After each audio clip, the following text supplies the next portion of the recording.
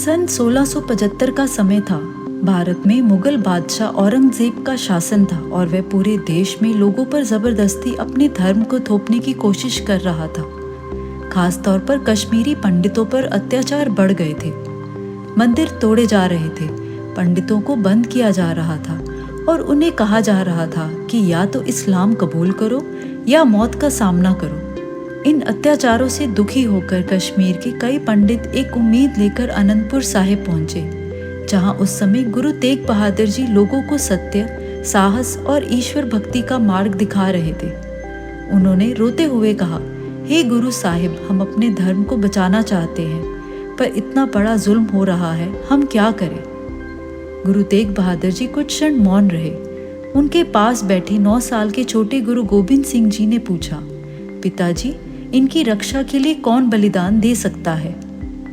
गुरु तेग बहादुर जी ने शांत स्वर से कहा, ऐसा कोई जो धर्म के लिए अपना सब कुछ न्यौछावर कर दे। यह सुनकर छोटे गुरु गोबिंद सिंह जी ने निडर होकर कहा, उससे बड़ा कौन हो सकता है, आप ही ये बलिदान दे सकते हैं। यही क्षण था जब गुरु जी ने निर्णय लिया, वह अपनी जान, धर्म और इंसानियत की रक्षा के लिए कुर्बान करेंगे। दिल्ली पहुंचते ही गुरुजी को गिरफ्तार कर लिया गया। उनके 3 साथियों, भाई दयालदास, भाई मतीदास और भाई सतीदास को उनके सामने ही अत्यंत क्रूर तरीके से शहीद किया गया। भाई मतीदास जी को आरी से चीर दिया गया। भाई सतीदास जी को रूह में लपेटकर जला दिया गया। भाई दयाल जी को उबलते तेल में डाल दिया गया। ये सब देखने के बाद भी गुरु तेग बहादुर साहिब जी डिगे नहीं। औरंगजेब ने कहा, इस्लाम कबूल कर लो, मैं तुम्हें राज प्रताप दूंगा।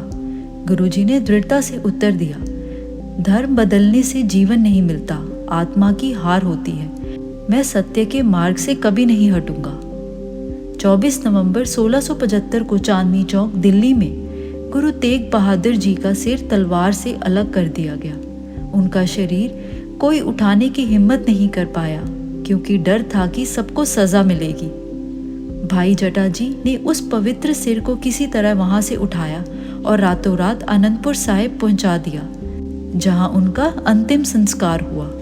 गुरु तेग बहादुर जी को इतिहास में नाम मिला हिंद दी चादर, क्योंकि उन्होंने अपने लिए नहीं, दूसरे धर्म के लिए, लोगों की रक्षा के लिए प्राण न्यौछावर किए। सच्चा धर्म वही है जो दूसरों की स्वतंत्रता की रक्षा करे। साहस केवल तलवार से नहीं, बल्कि सत्य का अडिग रहने से दिखता है।